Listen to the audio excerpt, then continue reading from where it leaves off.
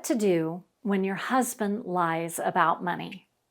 Today's topic is very tough for me, but I think it's really important that I share it with you.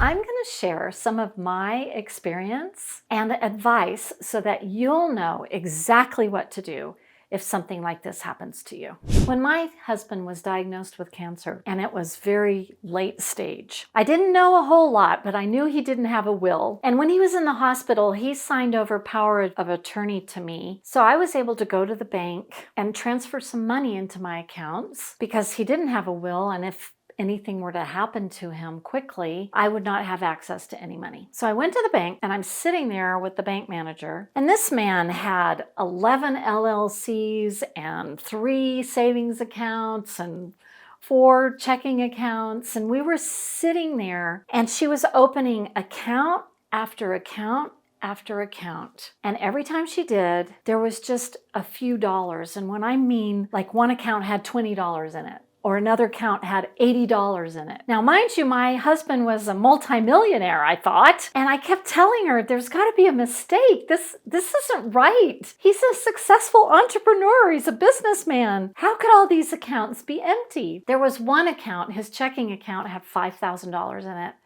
And that was it. And I kept telling her over and over, please check again. There's got to be other accounts somewhere. Something's wrong. Well, something was really wrong. He had lost all his money. He had cashed out every account he had. He had leveraged every piece of property that we had, unbeknownst to me. So here I found this truth out. I go back to the hospital and I know he's lied to me. What do? I stood in the doorway of the hospital room and I saw him there in his deathbed, knowing how sick he was, knowing he didn't have very much time, and knowing I really couldn't say anything.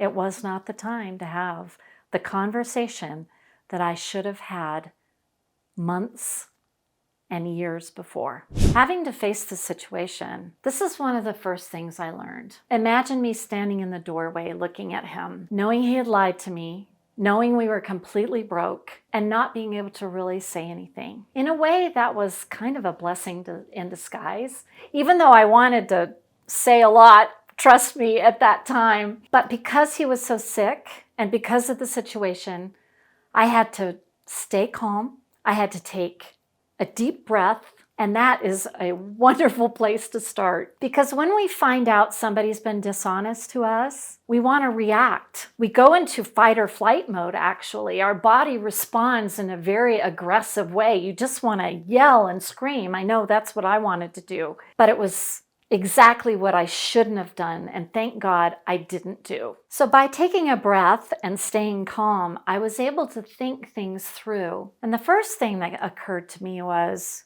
why? Why wouldn't he have told me this?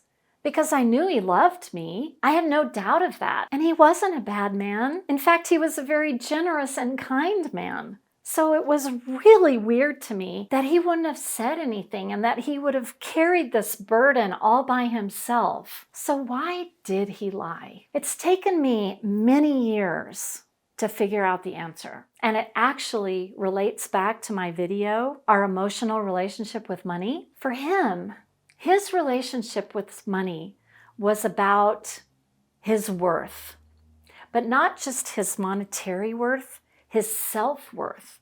And I think a lot of men can relate to this. It was an indication of him being a provider and being a success and being smart.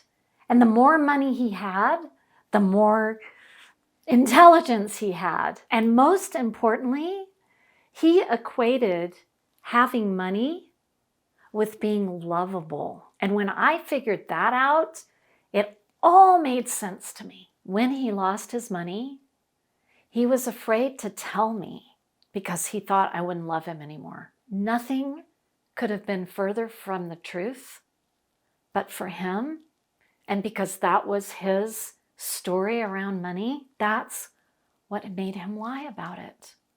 He was ashamed. He was embarrassed. And he thought he would lose me. So it's really important to find out what's really going on. What is behind the lie? And in order to do that, you do need to stay calm and you need to find out what the cause might be.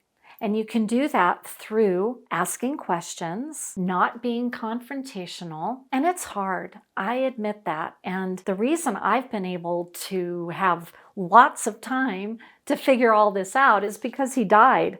But if your husband doesn't die and he's still alive, you're going to have to find ways to approach the situation and get to the bottom of what's really, really going on. If it is something along the lines of what I described my husband's reasons were, then counseling might be in order, telling him that you're supporting him and that you still love him no matter what, so that he feels like he can tell you the truth. Again, it's all about openness and communication and transparency. We've talked about that in a lot of videos. But if it's not innocent, that's the time that you need to advocate for yourself on a whole different level.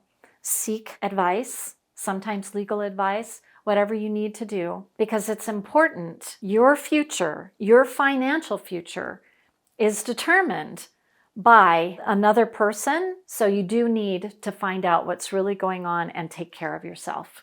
I have a quiz that I've put together about our emotional relationship to money. If you click the link below and take that quiz, you can discover where you are. And also keep in mind your partner, where they are, and maybe that will give you some insights as well so that you can find out what's really going on.